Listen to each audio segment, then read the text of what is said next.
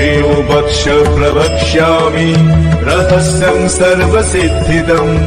यस्योपदेशमात्रेण तव सिद्धिर्भविष्यति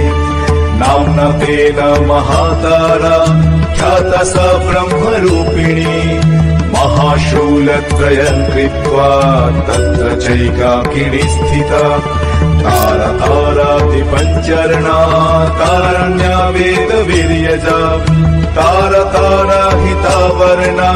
ताराद्या ताररूपिणी तारा रात्रि समुत्पन्ना तारा रात्रि वरोद्यत तारा रात्रि जपाशक्ता तारा रात्रि स्वरूपिणी तारा राग्विश्वसन्तुष्टा तारा राज्ञी वरप्रदा तारा राज्ञी स्वरूपा च तारा राज्ञी प्रसिद्धिदा तारेश्वरी च ताराभा तारा गणस्वरूपिणी तारा गण समाकीर्णा तारा गण निषेविता।